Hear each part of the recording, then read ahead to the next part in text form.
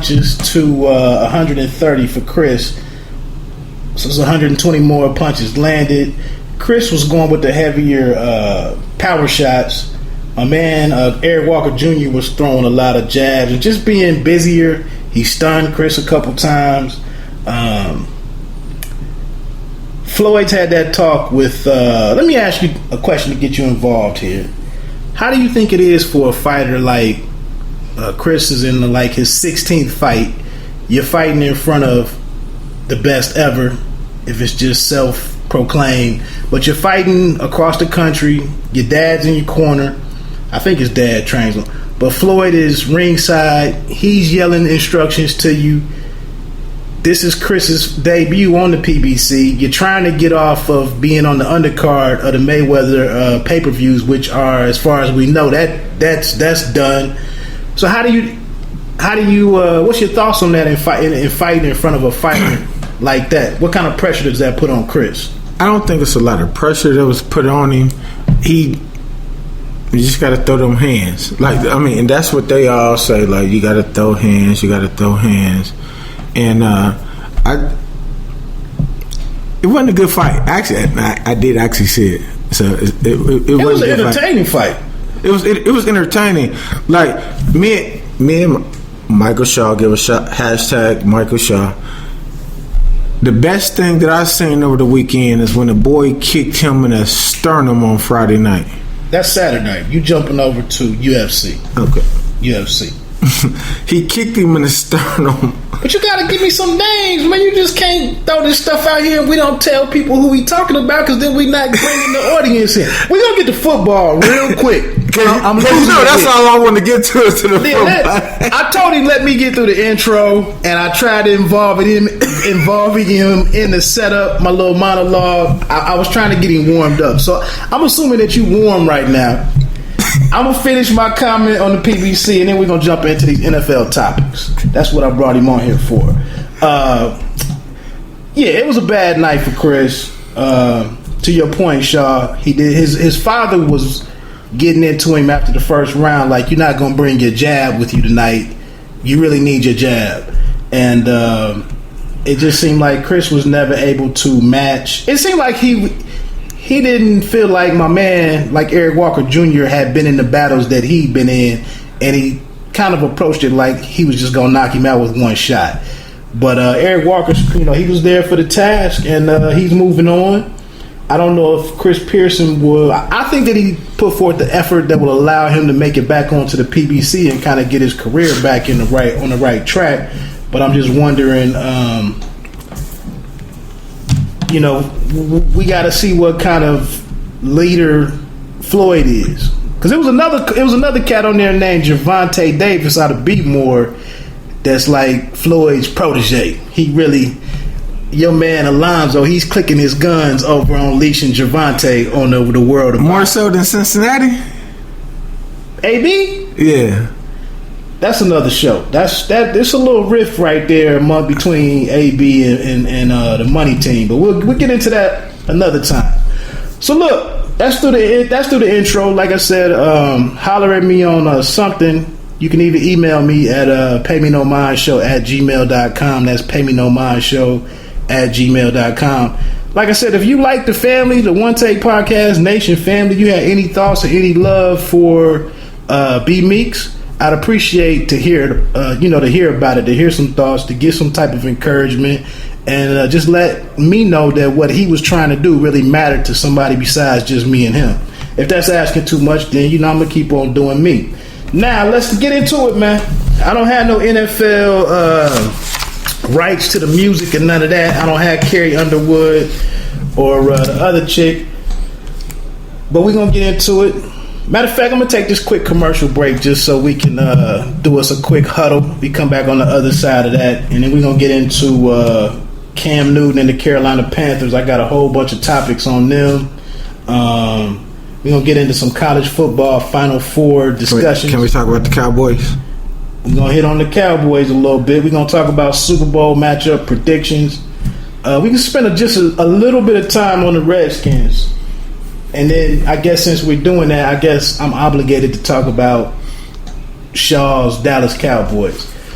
I mean, we're going to talk about teams that don't matter, but whatever. Okay. Like I said, we're going to get into this commercial. We'll be right back on the other side.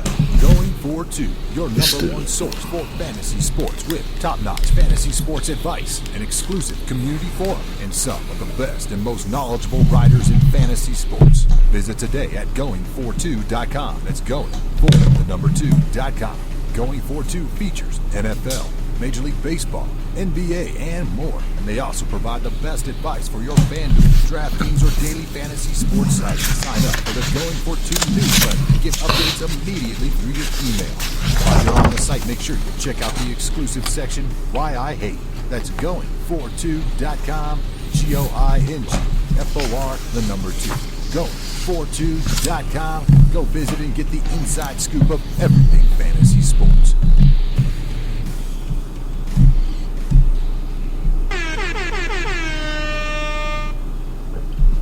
All right, we back at it.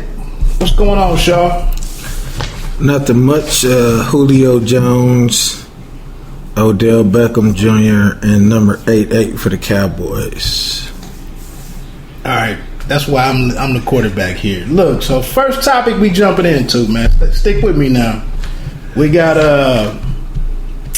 Carolina Panthers are 14-0, man. They're running away with the NFC. Cam is all but a sure thing to win this MVP unless they want to piss a lot of folks off. What's your thoughts on this, man? You think Cam is an MVP guy or not? You can't bet on Ron Rivera. Like, if I had one coach, that guy in New England, and I'm not a New England fan, but yeah, I'll take New England over Carolina any day. For what? Based on what? I bet on Bill Belichick. Now, so you think so? So you believe that right now with the AFC as it is, you think that New England, with all the losses that they have right now, the missing personnel, you think that they can make it to the AFC side of the bracket? Actually, I think that we don't want Pittsburgh to get through because Tomlin, he's working on something really good right now. He has a proven quarterback. The running back's looking good. The defense is excellent. And I'm a Cincinnati fan, but they look really, really, really good. Pittsburgh looks really good coming out the AFC. So let's look at that then. Do you think that either one of those teams can take out the Panthers? Yeah. I'm gonna disagree with you, man. I can't trust him.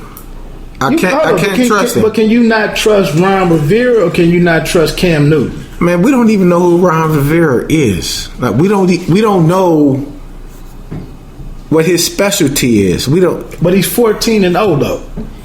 Okay. I mean, okay. But to the original question, has Cam locked down the MVP? There's no way that he should not get the MVP of the league. Okay. Are you concerned about Carolina's defense? I looked up earlier, if you look on my third page of my notes here, I was trying to see where exactly is this Carolina defense at, and I'm amazed that they're currently ranked third. I know they blanked somebody a couple of weeks ago. Can't remember who that was. I don't have my regular setup with me tonight. But Carolina's only giving up 19.9 points per game. But what shocked me is we saw New Orleans put up 42 on them. The Giants put up 38 on them. I thought it was another team that put up high 30s on them. I'm just getting concerned that once you get to NFC Championship game, Super Bowl, you're gonna face teams that can get the ball in the end zone, and that's the scary thing for me is that I feel like the Panthers. I'm not sure they can get you 35 when they gotta get it. They haven't been there, and I'm not. You know me. I'm not a New England fan. They've been there. They know how this thing go. Well, who they gonna get it done with though? They're going to throw you at wide receiver, put me at running back. Exactly. And put somebody else at receiver. And Grunt. Exactly.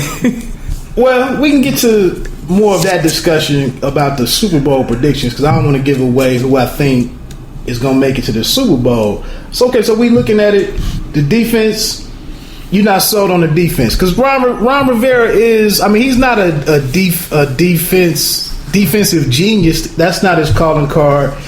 Mike Shula is not, he's been thrown under the bus and fired and ostracized and belittled and whatnot. Let me ask you about one of your Buckeyes, though. One of my notes here is about Ted Ginn. Do you think? I mean, it's one of his best seasons that I can remember. Revitalized. Now, is that a product of Cam's leadership, the team culture that Cam? Because this is an odd situation because this is one of the teams where I really don't feel like the coach and the owner or the GM. I feel like the whole team flows from Cam Newton. He's always said, "Just give me a shot." Cam. No. Ron. Ted. Oh, Ted. Okay. Ted again. He's always felt like, just give me a shot. My dad was a coach. I was a 2-time state champion in the 200 and the 400 meter dash. And just give me a shot. And I've never seen him be a receiver like he is right now. And he believes in Cam, and Cam believes in him. And I don't know if you've seen the pass that he threw last week. He threw a fade route to him, and Ted Ginn went and got it. There's nobody in the country that can outrun this. Like, this boy was really all world when it come to that track and field, and now he's out there and he got somebody that can get him the ball. Did you see that the touchdown that he ran in? Why did he get up to like 30 miles per hour for just 10 yards? Like, it wasn't the deep bomb for 50. I mean, he caught the ball at like the 18 and just exploded into the end zone. And I was like, why is this dude so fast? But to your point, I just feel like, and I've admitted on here before, I'm a diehard Michigan guy, but I keep an eye on all of the Big Ten players, and then specifically I keep an eye on. That's why you put your hat over there and just set it right there, like it was just supposed to sit right there. That's a Detroit Tiger hat. Where was the block in, man? You had that was yesterday. Man. Oh, okay. That was yesterday. No, I feel like the thing that's letting Ginn go to work. He's not catching the ball in traffic, and like you said, he's fast enough to get behind most people. So he's not doing. I think where he struggles is if you got him catching the ball in traffic, and if he's got to do all that hand fighting and all that type of stuff as the ball is coming in. I just don't feel like he excels when it's physical like that. Cam Newton said, "I'm gonna throw that thing on the outside of them hashes and go get it." Plain and simple. Like I said, I feel like I had some questions about the offense, but I just feel like this is kind of similar to the Steelers where you got a QB who can extend these plays. He can run it. I feel like the secondaries, they can't just sit here and focus on the wide receivers. You got to keep an eye back there to see if Cam is taking off. Cam obviously has the arm to get it there, and then Olsen is one of the best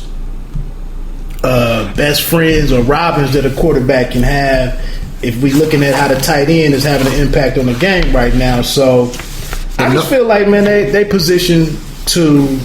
And nobody's talking about their running game. He's averaging 4 yards a carry. Cam or Jonathan Stewart? Jonathan Stewart. Right. He is literally give me the rock, give it 2 times, we the first down. And I mean that's awesome.